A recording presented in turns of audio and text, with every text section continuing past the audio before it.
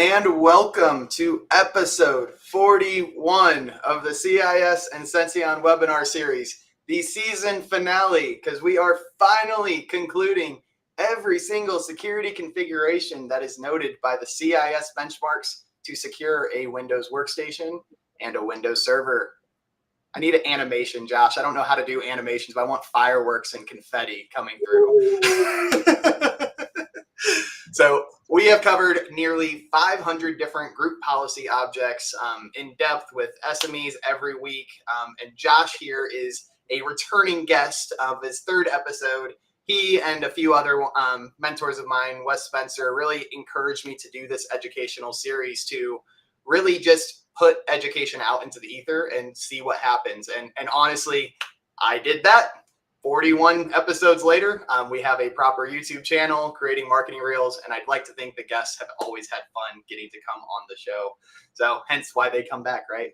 But Josh, thank you for being a returning guest. We have some final settings to cover today. I think about 10 settings having to do with personalization, if I remember correctly. But your life has changed a little bit since you were last on. I know you have left AT&T and are now the security director for Bose Corporation. But Josh, take a really quick high level, introduce yourself and what you're up to today. Yeah, Josh Copeland, Director of Enterprise Security at Bose. I'm also an adjunct professor at Tulane University, and I'm supporting the Louisiana State Guard for their cyber reserve. So always a gainfully employed individual doing something in the realm of cybersecurity. Might be a board advisor at a company as well. Yeah, maybe a small company, that does some stuff with configuration management. Not going to drop names or anything, but like maybe Sention. So definitely keeping gainfully employed from that perspective. Huge background in system hardening. I was DoD for 20 years, did FedGov, State Gov. And so truly this is one of those areas that I have a true passion for, because it's something that's always been really hard to do well and really hard to do in a way that you can continuously monitor, continuously ensure that you're doing the right things all the time, and be accountable and auditable for it, which is kind of the struggle with these type of things. Is that it's really easy to set up a policy and push it out, but does it stay that way? Does it really do anything? Is the policy doing something that you actually want it to do? What does a policy really do? Are you just blatantly ticking boxes and it's going to break your environment?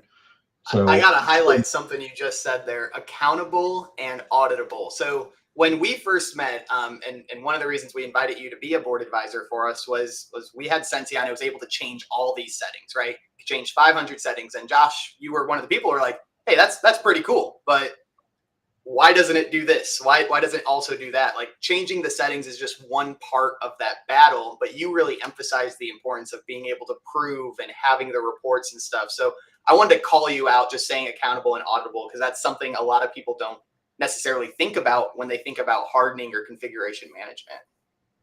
Yeah, and it's particularly important if you're into any of those areas that require, third-party compliance, whether it's you want to be a defense or a Fed contractor, you have to do CMMC, or you're a service provider, you want to do SOC 2 Type 2, you're going to do ISO 27001. They're all going to require you to prove that the things that you say you're doing are the things that you're doing. And, the typical way of doing that is you do a snapshot in time, but that doesn't really tell you how things are all the time. So having true auditability is kind of the next level in your security compliance and your overall security posture. Yeah, and you've really mentored me, really helping out, kind of introducing Sension to the market, because this is something new. We're one of the earlier, if not one of the first, to really SaaS configuration management like this. And when you mentioned the multiple point times, that's something I say all the time in my sales presentations, especially to regulatory environments, because having this change tracking, this change history is part of those requirements. But today, the way people are doing that is, here's this point in time vulnerability scan, this point in time, this point in time, and that's not really continuous. So Josh, could you kind of elaborate on the importance of this continuous and how that might relate to regulated environments? Yeah, absolutely. When you look at it from the perspective of what's my threat footprint, what is the attack surface I have, what you have for your hardening truly matters. Because if you're doing, any red team type exercises, pen test, or a legitimate bad actor, the more things you have wide open, the more threat space you have. Well, for a lot of the ways that we've typically done this, particularly in a Windows environment with things like GPO, it gets set and then it only gets enforced whenever you have the GPO come back and do reinforcement. Depending on your environment, that could be every 15 minutes, that could be, once a week, where it varies widely based off of your particular implementation. But what stops somebody from going in and changing that setting in between then? Well, now you have a moment in time from anywhere from 14 minutes to an entire week where you have a highly breachable system that can be used as a entry point or a lateral movement point in your environment that is going to be automatically remediated when that next GPO policy kicks off.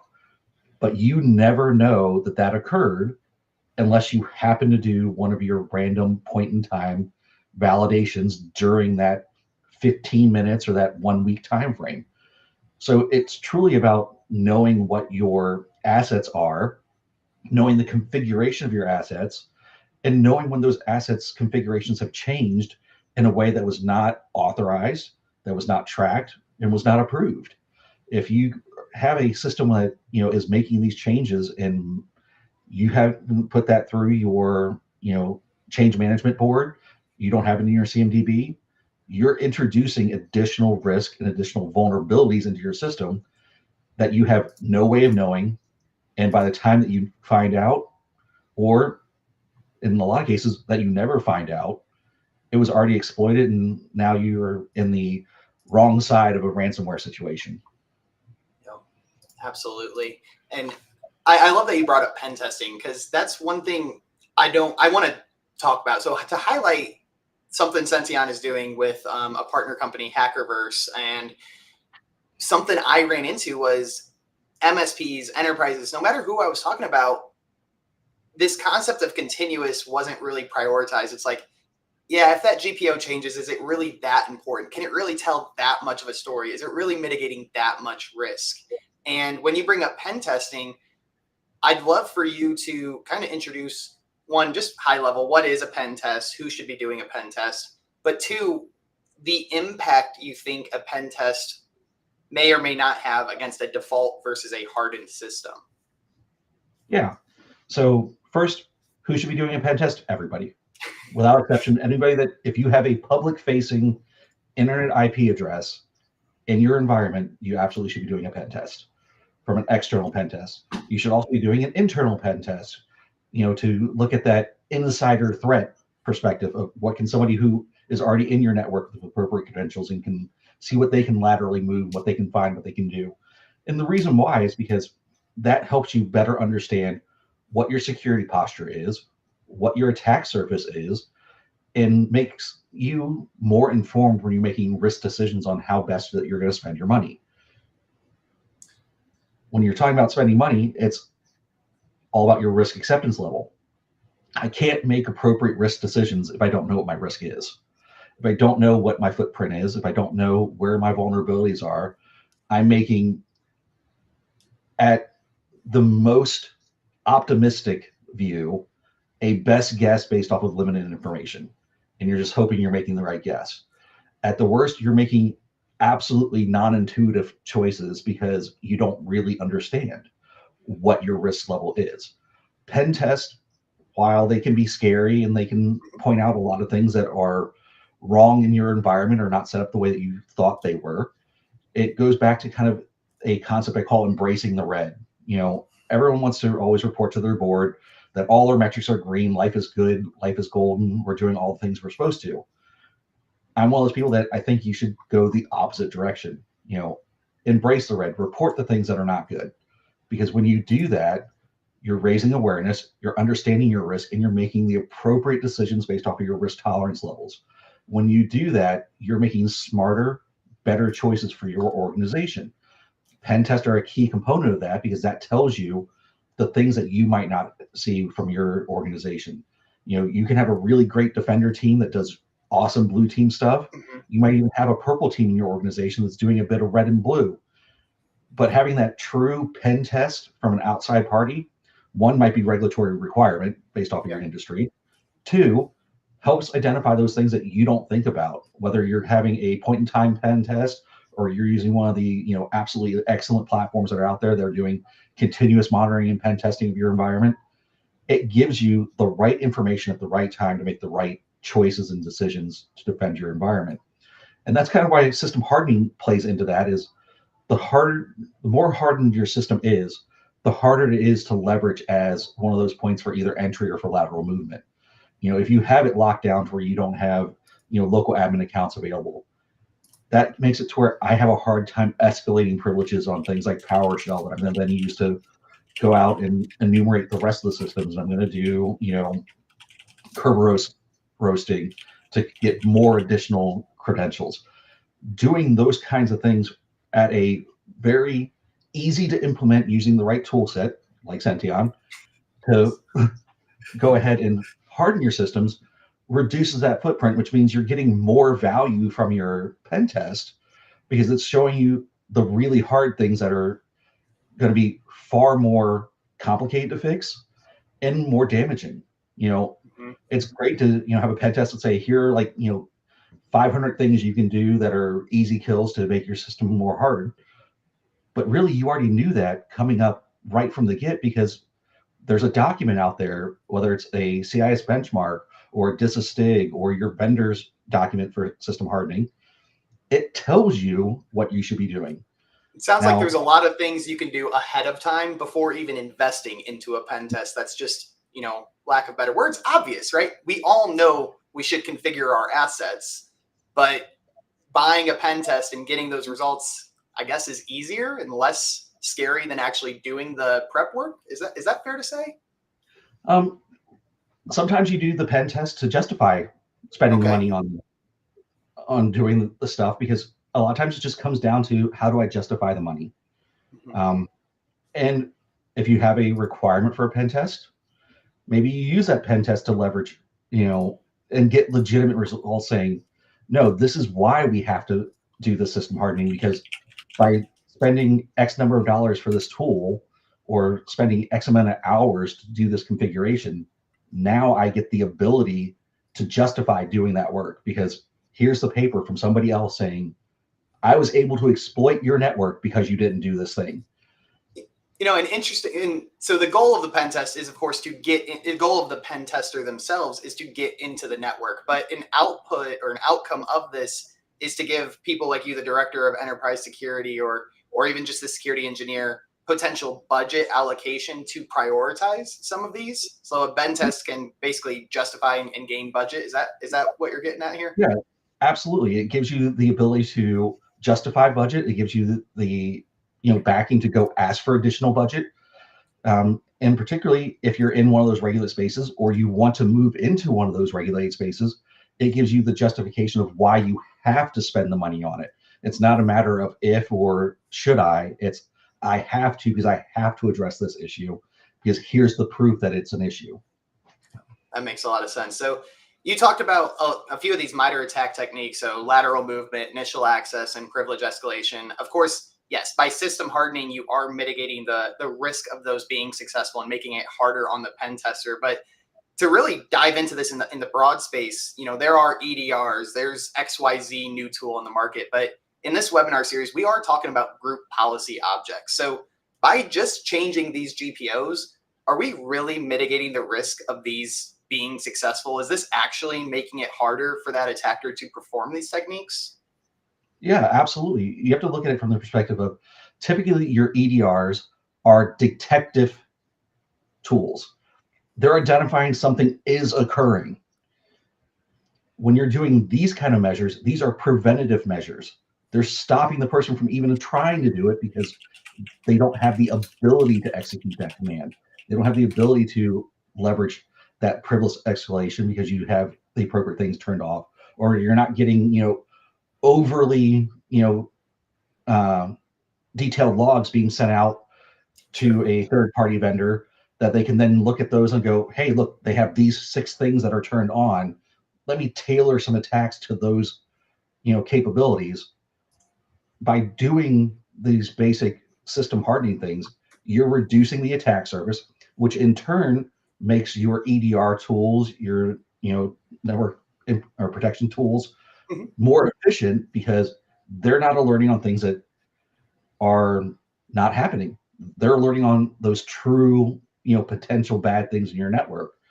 So it's a kind of a win-win scenario from that because you're creating those layers of defense. You're not relying on one particular thing to be your silver bullet cure all of your cybersecurity risk. You're creating the appropriate layers and methodologies that say, if you're able to get in, you're not able to do these 15 things because I have the appropriate system hardened. If you do these other 15 things, my EDR is going to detect that and it's going to alert.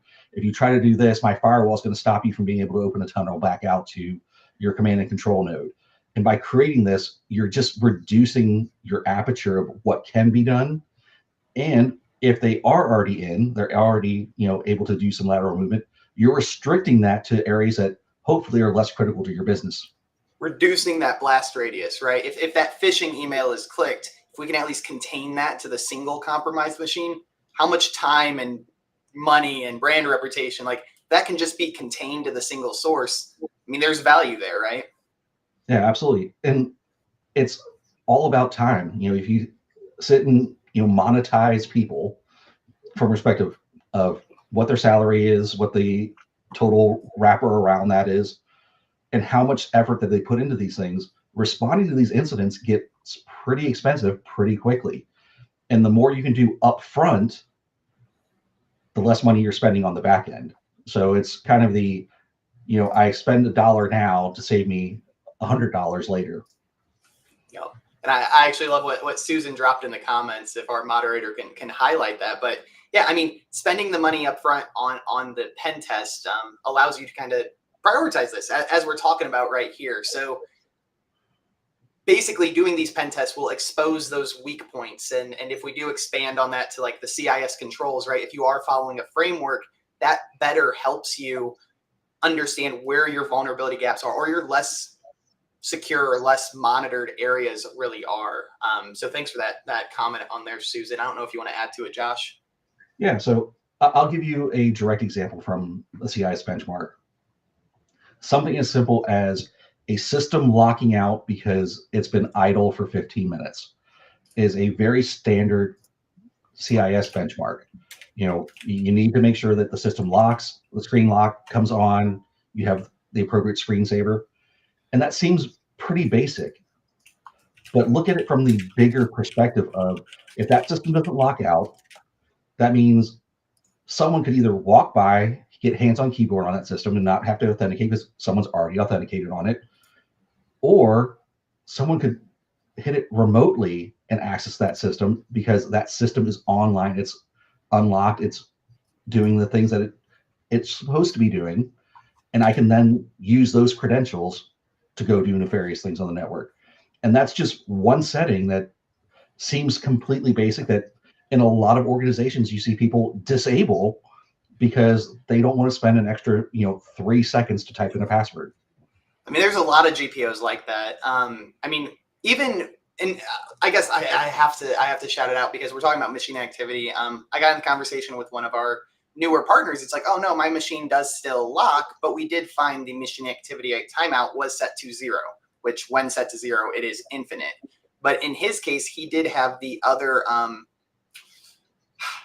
complementary settings, I guess, like when machine is plugged in and charging, inactivity is set to this. So the reason I call that example out is because GPOs, there's a lot that seem like they're doing the same function, but there's just a bunch of extreme granularity in these, which is why we do this webinar series and why there's 500 different recommendations, because there's just so much customization that Windows wanted to provide that is just hard to overall configure. So I wanted to shout out your example there, but you're absolutely right. That is what's mitigating that risk of the bad actors. Yeah, absolutely. So where I guess GPOs have been around, right? This is nothing new. These have been around for decades. You talked about the STIGs. I know from, because we have a relationship, I know you used to remediate these manually, whether that was with the STIG tool or manual GPOs, whatever that is. You've done that. GPOs aren't going anywhere, and pen testing is not really going anywhere. So are both of these things going to stay important, or is this just a point in time importance, or is these things that are going to continue to be top of mind become more important, become less important? What's your view on the trend? So I think they're always going to become more important. And the reason why I say that is because as we get more and more tools to address all the things outside of the box, the thing that you end up having left over is the box itself. And that becomes the soft, squishy middle of your vulnerability network. You have these really strong, big walls built around your perimeter. You're using all the cool, sassy tools that are creating, point-to-point, tunnels that are creating, to where you have limited ability to access applications outside of the application itself. But then you still have the box that you're running things on as the kind of soft underbelly, so to speak, that is super easy to exploit. And typically it has been hard. When I was running a team that we did staging and CIS benchmarking as part of our service, it was typically we build 8 hours to do a single Windows box, because that's how much time it took. Even with some of the automated tools, if you're going to put in a basic GPO, there are things that you can't do directly by GPO. You have to manually get into the box and manually make the registry changes. So it's a lot of effort. And then the effort on top of that to periodically check that to verify that those things are still doing the things they're supposed to be doing creates a lot of challenge to get over that, which is kind of why it's been one of those things where people have known that they need to do it, but it's always been kind of one of those things that's it's too hard, and I'm going to spend my money on these other things that just harden around the outside, and hopefully they won't get into the middle and get into that squishy part. Hopefully they don't get into the middle. I like that. And I got a really good question with one of our partners, Rob Schneck. I'll give him a shout out for this discussion point. So MSPs today, and he is one of the more security minded MSPs that I work with. He's always talking about, I want these proactive security solutions. And he does mention, proactive EDR, threat hunting, et cetera, right? And that is proactive, but this got into a discussion between me and him, but what's the difference from proactive and preventative? Because doing these preventative GPO hardening and using Sension, that is proactive security, but in essence, it's more so preventative. So I always hear reactive, proactive. Does there need to be like a third category of preventative, or does proactive need to just go away? Do you see where I'm going with that? Yeah, I think proactive is maybe divided into 2 subparts. You have your preventative measures, the things that you can do that create harder systems to break into, the things that configurations, whether it's your firewalls, all those pieces and parts that make your system large part more toughened to breaches. And then there's the other part of that is my active ability to go out and look at, what are the CTIs, the cyber threat intelligence things that are affecting my industry? Am I addressing those things specifically in how I'm doing my proactive security? The things I'm doing from a preventative measure. Am I making sure I'm taking that information, putting it into my SIM and my SOAR and my, network defense tools? Those are kind of the 2 separate pieces where, your proactive should lead directly into your preventative measures.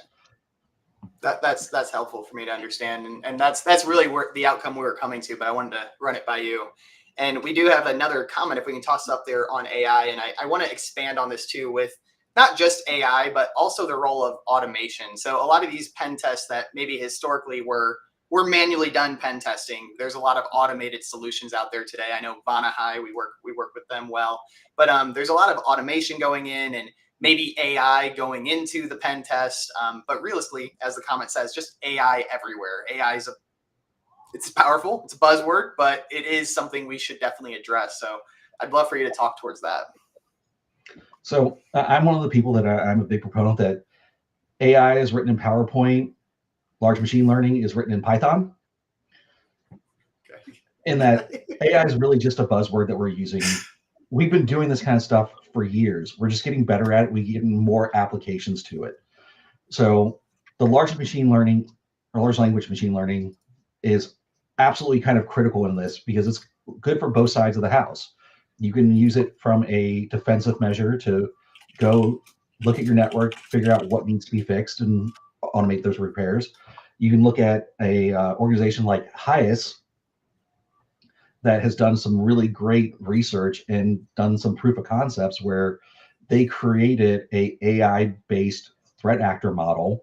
One's Black Mamba and the other one's iSpy that essentially are a AI powered malware where they look at the environment, figure out what vulnerabilities they have, and then write custom code based off of that to break into an environment.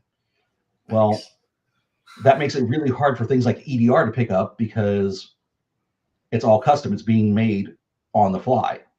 So if you're using anything of the legacy scenario of your AV antivirus tools that are all signature based, they're all completely useless against that kind of attack.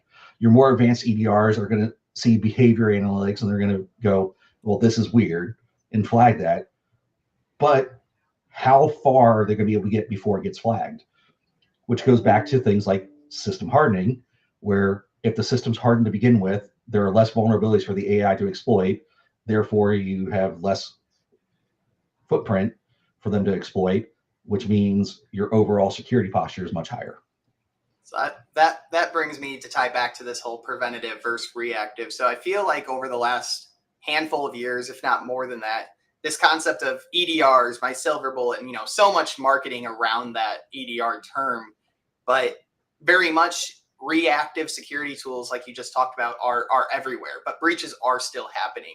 Do you think there's going to be a trend where vendors, I mean, Sension, of course, is one of them, right? We prioritize system hardening, remediate to the CIS benchmarks. But do you think as an industry as a whole, we're going to see new vendors coming up prioritizing and talking about preventative security as opposed to like the reactive EDRs we have today?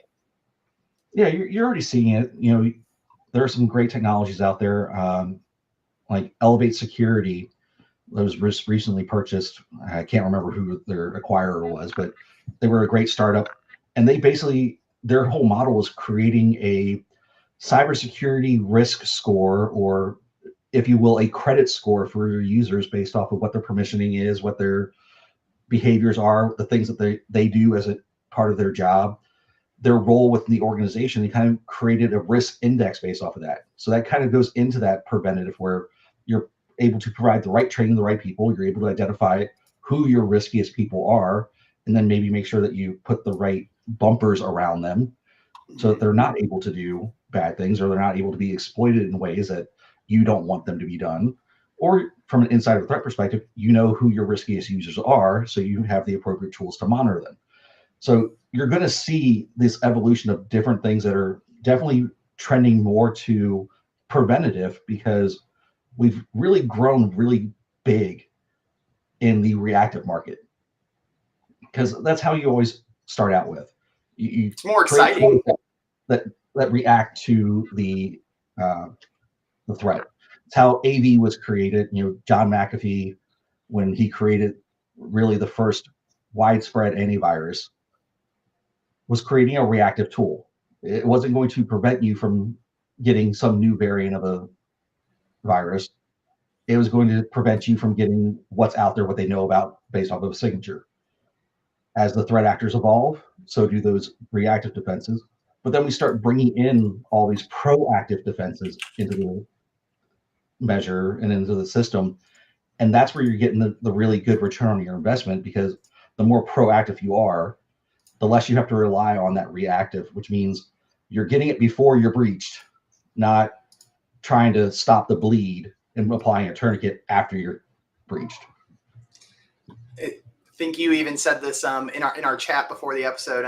System hardening's like that Kevlar, right? If you can stop the bullet from penetrating, why would you not stop it? Why react and put that tourniquet? Like, if you can prevent it from bleeding at all. Yeah, absolutely. Awesome. Well, we are right at that 30-minute mark. We do have the educational portion of today. But to kind of put a bow on the pen testing piece of it, thank you for going so deep with us today. A big reason I wanted to do that with you is, one, obviously you have a background in this space, but Sention is partnering with Hackerverse, which I did just drop a link into the chat. And we're going to be doing some tests to really demonstrate what is the efficacy of pen testing against a default Windows box versus a CIS hardened Windows box with Sention. So we're going to be demonstrating about 10 different attack techniques, and we're going to see if the pen testers can get in. And Josh, I talked to you about this before, right? Hardening is just one of many layers in a defense in-depth type of mindset, right? Everyone hopefully is thinking that mindset. We don't need to dive into what that is in the essence of time. But what would you consider a win for Sention in this demonstration? So I would consider a win, when you compare the amount of time it takes a bad actor to get into a unbenchmarked box to the benchmark box. If there are orders of magnitude difference in that time, that's a win. So if it takes me as a red team bad actor, 15 minutes to get into a unstigged, unbenchmarked box, but it takes me 3 hours to get into the benchmark box, that's a huge win because, one, bad actors love low-hanging fruit. They're going to go after the things that are easy to do. If you're not one of the easy people, the easy systems that are, got all these, nice and juicy vulnerabilities hanging right there out in the public, they might very well just skip over you and go to the next easy target. Additionally, when you're looking at the amount of time that takes, I've now increased the amount of time that all my other tools have to potentially detect that malicious activity that's trying to get into that box. So my network defense tools might be flagging that we have a whole lot of, activity coming directly from one PC to another PC, or I have, systems that are trying to do call outs to known bad C2 nodes out on the internet that I might not have gotten before the bad thing occurred if there wasn't hardening to it. So you're increasing the amount of time that you have for all of your other tools to do their job, and able to do that in a way that you're getting it before the box is breached. I think that's awesome. And honestly, it was helpful for me to understand that. And I was so glad I asked you that because, to me, I was like, well, if that flag is actually captured at all, Sention failed, right? That was bad efficacy. CIS benchmarks are fake, right? But the reality is, and as you really talked about right there, is even if this just increases the amount of time to capture that flag or eliminates the low-hanging fruit attack techniques that maybe are automated by AI or whatever, right? Then you're making yourself a more difficult target. And chances are that attacker, if they're just doing a widespread attack, is going to skip you. They're going to go to the next person. So Yep. awesome overview to put a bow on the pen testing side of it. But let's get into some of these settings here today. As I shared, we're going to be talking about some of these system and user privacy settings. These here really, there are a lot of end client facing. We'll be diving in. So there wasn't a lot of sexy MITRE attack techniques that relate directly to these slides, or rather to these settings. But, I wanted to make sure we highlighted impaired offenses. I put a different variations here for the things we're talking about, and then modifying authentication process. But Josh, just again, high level, we dove deep into this with pen testing, but how are these CIS benchmarks mitigating the successfulness of MITRE attack techniques? And if you can talk towards a couple of these on the screen. So absolutely. Ultimately, all of these things come down to reducing the amount of information that's being presented to external third parties of that system. It could be a legitimate service like Microsoft's, end user experience, metrics that they gather to make Windows better. It could be, putting up things on your lock screen so you have better visibility of, what you have. So it's got the widget on your lock screen that's showing your calendar items or your email or, whatever the last window that you had open. That's the type of stuff that could be tossed into a fish to make it a little bit more realistic, right? Having that type of data to add to a fish. Yeah, absolutely. And it's also one of those things where if I'm displaying something as simple as my emails on the lock screen, what if I'm getting a sensitive email? Does Of someone course. need to see that that's walking past a locked computer? Probably not, particularly if you're in one of those critical roles that has access to all kinds of other things, or you're getting someone like me where the SOC falls underneath me. So I'm getting notifications about things that are going on in my network.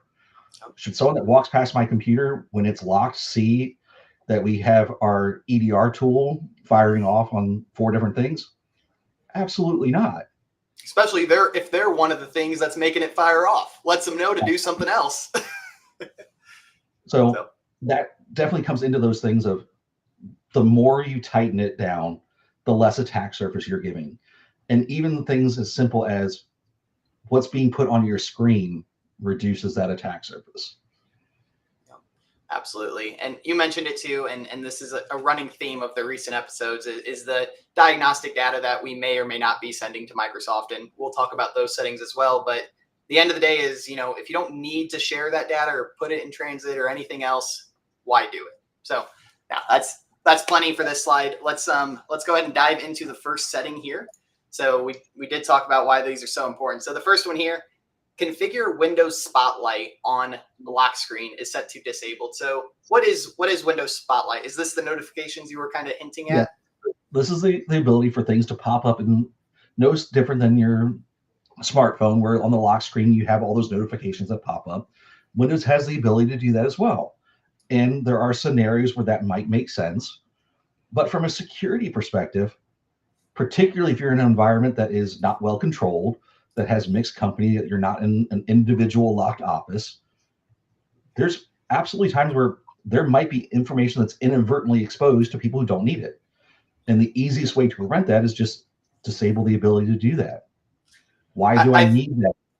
I think back to this, and you mentioned it too. I mean, this is very common on our phones, right? But when I was in high school and I first got my first phone, right? These previews, I was talking to my friends, like it's my private life. I don't even want my mom to see these messages, right? And there's nothing sensitive about them, but it's just something that it's like, if they don't need to see it, why are we even allowing it? And to take this a step further, all of these CIS benchmarks, as Josh has emphasized, is preventative security. Is an end client or an end user on that machine, do you think they'd really throw a fuss about not having this ability? And if they do, is that not something you would be able to educate them on why it's important? Yeah, absolutely. For most corporate environments, this is disabled because for the very reason why CIS requests that it be disabled, Mm-hmm. it just doesn't make good security sense. If there's a user who goes, no, I use this and I like this feature, you can have the conversation of this is the risk that it presents. This is the risk that we're mitigating. And this is why we're not recommending this as a setting. If they have an extremely strong case, which would have to be, absolutely phenomenal, you can create a one-off exception for one person rather than rolling out to everybody. Because that's kind of where you want to be. You want to be very granular to where if you do have one of these CIS benchmarks that you have to not have in the appropriate recommended setting, you're making that change only on those systems that absolutely need it, not all the systems. And that's where a lot of folks go wrong is that, they'll do one master GPO for everything. And, if one system needs an exception, they all get the exception. And while that's an easy way to do that, you're increasing that attack surface every time you do that. So the carving out the rare exceptions is kind of absolutely critical. Yeah, and we do only have about 6 settings today, so I want to dive a little bit more into that. And obviously this is an easy example, but you mentioned exceptions and you mentioned the easy ways just to change that golden image for everyone in the enterprise or in the MSP, whatever that is. So I got 2 follow-up questions. One, is it bad to have multiple baselines within an enterprise? To have, maybe a department-wide baseline, whatever structure they have. And then 2, could you elaborate more on how to create document and keep exceptions up to date? Yeah. Or best practices around that, rather? So first and foremost, you have to go to a document that every organization should be having, and it's your risk register, as well as your CMDB. These two documents kind of go together. One is documenting all the risks you have, and the other one's documenting your configurations. They should match up. If you have a risk, there should be a configuration that matches that, and you have whatever your residual risk is after that. So should my organization have one baseline? I am a huge proponent that there should never be one baseline for an entire organization unless you are exceptionally small, because there's always going to be, these weird one-off applications that require a slightly different setting, or there's a particular use case that is not in line with the appropriate baseline for the entire rest of the organization. And I don't want to create additional risk by allowing everyone to do that. I want to, as we mentioned, reduce that blast radius. So I want it to be, if I'm making a change that is non-standard, non-baseline, manage that by exception. Create my baseline and then create groups that are exceptions based off of true risk management, understanding why you're doing it, why those specific machines, those specific users need that, and document that in your tool that you're using to manage your policy, as well as your risk register, logging into your plan of actions and milestones and saying, this is why we have this. This is when we're going to review this to see if that's still even applicable. Because while I might need that setting now, 6 months from now, that setting might not be needed anymore because the software provider has now upgraded their system to not have to have that particular setting. And I need to be able to have a periodic renewal of that and say, does this setting still need to be this setting? And the only way you do that is by having true documentation that says, this is what the setting is, this is what it should be, this is why it's not, and this is when we're going to review that. That is so critical, because some exceptions are made for legacy software. Old, I don't want to call out any company, but there's a certain company that might have the acronym QB for financials that has come up in a lot of our evaluations, because they do require certain permissions or certain user access, right? But turns out that's not needed forever. It was only needed for a point in time. So having those exceptions and reviewing them can help you improve your posture over time. One thing you almost a side benefit that you didn't touch on, right? So these exceptions crucial for auditors so that they can see why you accepted the risk, right? It's already documented. They don't have to ask the engineer why. But also something we haven't talked about in today's episode, MSPs especially, and enterprise I'm sure is the same. There's a lot of engineer churn, right? They might leave the enterprise, they might leave the business, and the engineer who takes over the group policy or the policy project after them won't know why the exceptions were made if it's not documented. So I really want to emphasize that documenting these exceptions is mission critical.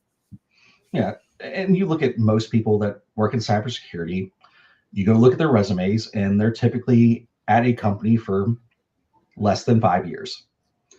Typically, it's 2 to 5 years is about what I've seen in the whole industry. Now, there are some segments where you see somebody that's been somewhere, 20 plus years. But with that level of turnover that you have, yeah, documentation of why you're doing the things becomes absolutely critical. If that person leaves the company, if they have an accident, they're out, they go on vacation, how do you know what was done and why it was done? If it's not documenting your CMDB, if it's not documenting your risk register, if it's not got that plan of action milestones of why you did the thing that you did. And it becomes even more so when you do have those instances where someone's been in a company for a really long time, because they become that, institutional knowledge, and they're the only one that knows why this thing was done 10 years ago, because they're the only one that's been here, and it was never documented somewhere on why that occurred. Yep. And that comes up in so many onboardings with Sension, because we call out those settings that have been changed. And I ask the engineer onboarding, I'm like, hey, do you know why it's like this? Oh, we were testing a software last year. There was no plan in place to review this and update it. So it took a new vendor. Obviously, we specialize in this space, but it took someone else calling it out for them to remove unnecessary tech debt that they weren't aware of. All right. I think we beat that one as deep as we could. So let's dive into this next setting here. We do have about 6 settings. So do not suggest third-party content in Windows Spotlight is set to enabled. So is this like Microsoft wanting to suggest things outside of Microsoft scope on the lock screen? Is that what this is saying? Yeah, so it's like, hey, we see that you Googled Xbox. Here are Xbox games that you might be interested in. You know, it's a nice thing if that's something that you want, but from a security perspective, one, why do I want anything third party advertised to me or suggested? Why do I want that on my lock screen when I don't know who's on the other side of that screen? It's one of those things where it just makes good sense. Plus, it also, from a perspective of security, do I even want these third-party suggestions being shown up to my user base, where they go and click on something, or they don't click on the link, they open the computer and then Google it, and they get a malicious site that is masquerading as that, and now I've created a whole other can of worms because they looked at something that was semi-legitimate, went to something that was completely illegitimate, and now I have this third level action that's causing malicious activity on my environment. Yeah, and I want to expand on that further. This is kind of, I guess, story adjacent, but another thing that's the Windows Spotlight or Windows how you can have your menu bar show the weather and certain notifications, right? This is a real story because it just happened a couple of weeks ago, and if my number one fan of my mom is watching, she'll get a kick out of it. But my grandma had clicked on one of those Spotlight widgets within the menu bar, and immediately her computer had the mouse taken over. She had accidentally delivered an executable that was something she clicked on every single day. It was just clicking on the weather notification, and this time it was already compromised, and she allowed an executable. It went to some non-English website, and her machine was compromised, right? So very much these settings we're talking about is just preventing the possibility of that happening and reducing the attack surface. But in turn, in this setting especially, reducing commercial distractions. Now your end clients can focus on what they're supposed to be doing, right? Work, right? Controlling the outside noise. Like, if you need an application, there's a process for that. You should be going through your IT and cybersecurity folks, request a capability, and we'll get you the right tool based off of the organization's requirements, not go out and find a cool thing that, oh, I need to make a flow chart. Let me go use Lucidchart or Draw.io because it's out there and it's free. Everything. I'm like, maybe our organization already has Visio licenses that I just need to drop the right licensing on your client. And then that material stays within the environment because maybe what you're drawing has all these other things. So it goes even back into the protection of wanting to do third-party applications because you've seen it on the Spotlight and Windows is telling you go do this thing. Yeah, perfect. All right, next setting here, we're switching gears from the Spotlight and going into the setting do not use diagnostic data for tailored experiences is set to enabled. So this to me is screaming sending Microsoft data. We all trust Microsoft. So why does CIS tell us not to do this? Like, well, there's a couple things that you want to look at. One, that's increasing the amount of stuff that you have going out. So there's an impact to your system's performance. There's also potentially an impact to your network's capability based off of how good or little bandwidth you have. If you have a very small bandwidth pipe and you have 1,000 systems all trying to pump data that's a relatively large amount back to Microsoft with no real return on value for you, you're now actually impeding your ability to do your actual business. And that's an unattended consequence of not setting this to enable and saying, no, I don't want to send that. Additionally, you're creating more logs. Well, as a security guy, I love logs. I love robust log. But if they're not logs that are being used for your security purposes, they're absolutely logs that can be used by a bad actor if they're able to be infiltrated or get on that box and see what particular types of activity you're doing. because that could help mask their activities by mimicking the things that are normal, that they're able to tell is normal, because here's a nice little log that says everything that is normal. And this goes back to your discussion on EDRs, right? What hardening is doing is reducing the amount of noise, reducing the amount of unnecessary logs in cases, so that your EDR can maybe have better efficacy, less false positives, but ultimately there's less to understand, less to check out, and the behavior becomes more and more standardized because the system is hardened. So very, very good here. Sorry, did you have more to expand on that? Okay. All right, let's dive to this next setting.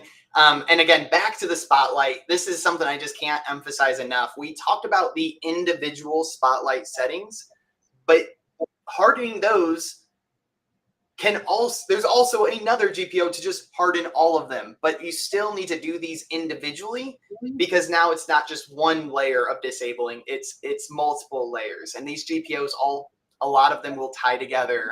We call those group settings at Sention. But anyway, there's layers to these GPOs. This setting here, turn off all Windows Spotlight features, is set to enabled. GPO, beautiful Microsoft verbiage, turn off and enabled. Little confusing. Josh, we kind of hammered in Spotlight features, but anything you want to add on this? So this goes back to that layers of defense. I've had folks who go, well, if I'm turning it off here, why do I need to turn it off here? Yes. And from a non-security mindset, I understand the question. But the real question is what happens if it gets turned back on here? Do I have a layer of defense beyond that? Or am I only relying on this one setting to do that level of protection? When you have these kind of nested things, by turning off all the features individually and then turning off all of the features as a collective, now if someone gets in and tries to turn on just that one feature, that doesn't work because you still have the higher level one that says nothing. If they get in and turn on the higher level one, you still have all these lower level ones that say, no, don't work. It creates that defense in depth. That is those perfect. layers of security. And that's what the pen tester, going back to the original topic, that pen tester may already know, I need this setting to be enabled for me to perform my attack method or my attack technique. Now he gets that one setting to be vulnerable, and there's 3 more backing it up. So he still cannot do what he set out to do. So perfect high level on defense in depth there you tied in, Josh. Yep. All right, next setting here. Still more Spotlight features. So turn off Spotlight collection on desktop. So collection always scares me in my security hat, but what is this saying not to have available? So this is using the ability of Microsoft in the Windows itself to collect data to be able to better present Spotlight data to you. For it to be a true Spotlight, it has to be something that is targeted towards you. Well, if it's targeted towards me, how do you do that? Well, you collect data. So this is, again, going back to the other point, is I'm now creating more logs. I'm creating more information that a potential bad actor could use to mimic legitimate behavior, that could be used to tailor things like phishing and smishing attacks, things that could be used to validate things that they're trying to do. And then also this goes back to even that layer of, well, if I turned off the collection and Spotlight's on, it's not going to spotlight anything because there's no data for it to spotlight. That is so now good. You create that third level of protection.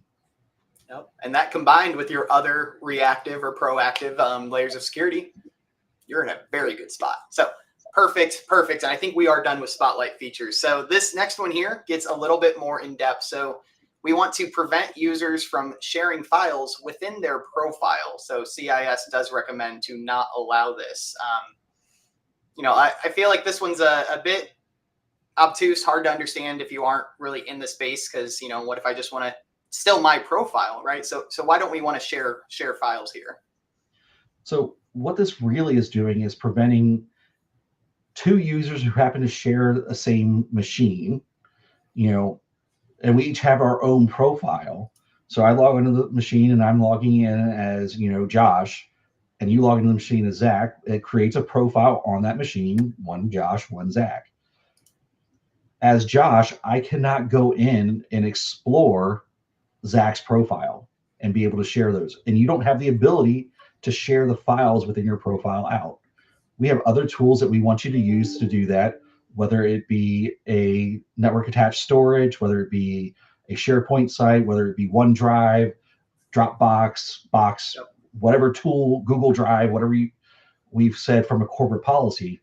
That's how we want you to share those, because we have effective logging on that. We have visibility. We can control versioning on that. This prevents kind of that cross contamination, because maybe we share a machine because we work different shifts, but maybe I'm your supervisor and you want to go in and look and see what I'm writing for your annual review. Well, that's obviously not appropriate. So it creates, again, layers of protection. Just because you have access to the box and just because you're logged into a profile that has an account, that has an established profile, doesn't mean I can see other users' data on that machine. Perfect. I think that's a good explanation, because again, that GPO, just reading that didn't tell me that type of detail. So a lot of these GPOs are hard to understand and do take this extra couple minutes, ideally from an expert on our webinar series. But again, CIS does have this documentation built into their free CIS benchmark PDF, and Sension itself does have that embedded into our solution. So either resource, same information, very, very good things. All right, 2 more settings before we wrap up here. Ensure always install with elevated privilege is set to disabled. Josh, I want to install whatever I want as a user. I mean, isn't this super disruptive to me? I mean, it could be, but one, are you the right person to be installing this in the first place? Should you as a user have the ability to install software? Maybe, maybe not. Depends on what your organizational policies are. 2, some software doesn't actually need elevated privileges to install. Some of it will just install because it doesn't make any changes to the registry. Okay. I don't want to give a process elevated privileges if it doesn't need the elevated privileges. So this won't block every application from an end client. This is really only sensitive applications that are maybe trying to make changes. Exactly. Yeah, and I can't imagine we want any user to be able to install something that makes these changes. So to me, this is another one where it's like the end client might complain on a rare occasion, but this again is something an enterprise probably is not willing to accept the risk of. Well, and it goes back to, is it software that should even be installed in the first place? Has it been evaluated? Is it approved for my environment? Do we have a scenario that we've built around to maintain that application? Because applications get vulnerabilities just like everything else and needs to be either patched or upgraded. So do I have the cycle built for that? Is it documented in my CMDB as an approved application that's in my environment? Because I need to know that from a security perspective, because that creates additional landscape for the attack. If you go out and look at CIS's vulnerability listing, every day there's a new application or piece of hardware that has some vulnerability on it. You have to have some mechanism to track that. And maybe this is something that I want you to have, but I want to control it because maybe it's a licensing issue. I need to be compliant with licensing. And I don't want to get stuck with a surprise bill from Microsoft when I do a true up for my enterprise license, that I have 100 extra licenses across my enterprise for something I didn't authorize folks to use. So from that perspective, it's really protecting your company from multiple different layers by really getting it granular. And if it is something I want, maybe I leverage a tool like Intune to be able to deploy that through Software Center, and you can go one click it, and that application has the ability to run the escalated privileges to go ahead and install it appropriately. And then I also have a mechanism that tracks that on the back end, that it was installed on your machine, and I had appropriate licensing and all that other good stuff. There's more secure methods than allowing this GPO to be available, is the summary on that. And mentioning Intune, and not just Intune, but the Microsoft Store itself. We did have an episode all about the Microsoft Store, and that's another thing that you're able to control, whether it's the public Microsoft Store or the private Microsoft Store, right? These GPOs, again, it's about controlling your risk and understanding your risk and making sure the appropriate secure workflows are being utilized as opposed to just available. So, All right, we got one more setting. We are right at time, so I feel like this one, I don't want to go light on it because I imagine this one has some good stories behind it. So, Josh, prevent code C downloads to set to enabled. So we don't want to allow this. You kick off high level. What is a codec? Yeah, codec is basically the piece of a software that allows you to view or have things like video and sound. It's the thing that allows it to be compressed, be decrypted, be encrypted. It's all the things that make video and sound on your computer work the way that you want them to. And while it's super great and it allows, smaller files and better fidelity, higher quality, you have to be very careful on which ones you have and whether or not it's one that you actually want to have on your environment, because you can have codec that is malware enabled. It could look exactly like the legitimate codec, and that's probably something from a security standpoint that I want to install and centrally manage to make sure that you're getting the right codec. And if you need something that's outside of that appropriate codec sec that I pre-approved, we need to work through an appropriate chain to verify the codec's not malicious, that it's legitimate, that we have the appropriate licensing for it, so that we have all those bits and pieces that validate not only is this good, but it's what we should be using. Perfect. And that is the last setting of the CIS benchmarks for the workstation and server Windows profile. So, Josh, absolutely incredible episode. Glad you could close out the season with us. I do wish my co-host Rich could have made it, but I love the in-depth conversations we get into. And if we could just kind of highlight Josh for this last minute, I know we're over, but I want to give you a chance. If there's any takeaways or trends you want to just emphasize before we wrap up the episode, you covered a lot of ground today. So anything you just want to leave us above all else? The biggest thing is just understand what you're doing and why you're doing that. Because really, every time you're doing something in the cybersecurity field, you're addressing risk. Am I making the right decision for my organization and what our risk tolerance is? And if you can't answer that question, you don't know the question well enough and you haven't documented it enough. So dig in, find out why you're doing the things you're doing, and make those appropriate risk decisions. Awesome. All right, guys, we are here usually every Wednesday at 1 p.m. Eastern, but we are taking a break until season 3. So one thing that I probably should have brought up to Josh was browser hardening. Maybe we'll have to do a little hype video here in a couple of weeks to really introduce browser hardening. But CIS does have about 100 different recommendations on how to harden a Chrome, Edge, Firefox, Opera browser. And these settings a lot of the time go unmanaged and not controlled. So we are going to break down those settings, have a variety of guests. I'm sure Josh will be back on. And we will be talking about these settings and why they are important from a risk perspective.